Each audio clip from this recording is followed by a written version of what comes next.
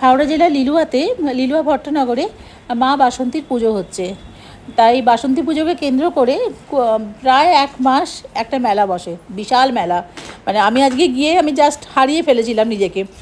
আর অবশ্যই এই মেলাতে গেলে যারা যারা যাবেন একটা করে ফোন রাখবেন নিজেদের কাছে প্রত্যেকে, কারণ হারিয়ে যাওয়ার চান্স 99%। আজকে আমি মেয়েকে চোখে চোখে রাখতে গিয়ে আমি আর কোনো দিকে তাকাতে পারিনি।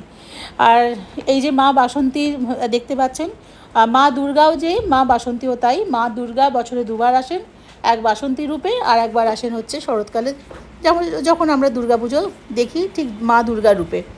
এবং একই নিয়ম পঞ্চমী, ষষ্ঠী, সপ্তমী, অষ্টমী, নবমী, দশমী।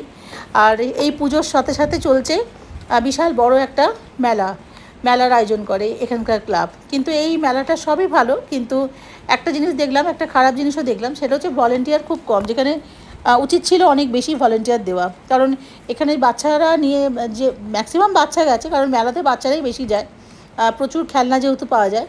তা বাচ্চাদের কিন্তু কোনোভাবেই একবার যদি হাতছাড়া হয়ে যায় খুঁজে পাওয়া কিন্তু বেশ চাপ, বিশেষ করে 2-2.5 বছরের বাচ্চারা যারা সবে সবে হাঁটতে শিখেছে কিংবা একটু একটু করে হাঁটে কিংবা জাস্ট স্কুলে যাচ্ছে, তাদের পক্ষে কিন্তু বেশ চাপ খুঁজে পাওয়া, হারিয়ে যাওয়ার চান্স কিন্তু খুব মারাত্মক।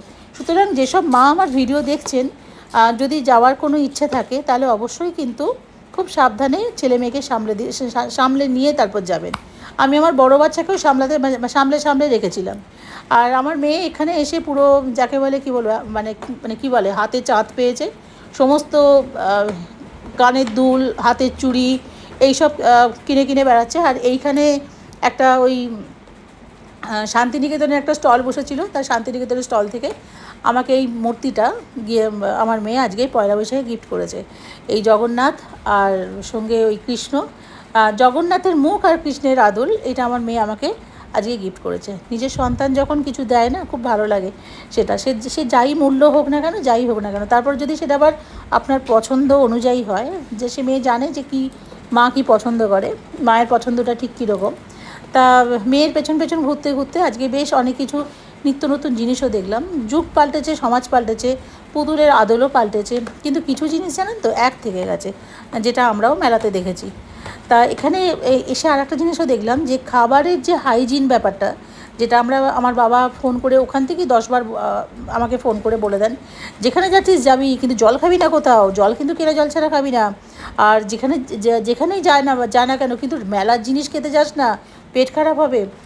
কিন্তু এখন দেখলাম যে মেলাতেও দেখলাম যে বেশ মানুষ হেলথ কনসাস, ম্যাক্সিমাম লোক বেশ মানে হেলথ কনসাস, এবং যারা বিক্রি করছে তারাও কিন্তু বেশ হেলথ কনসাস।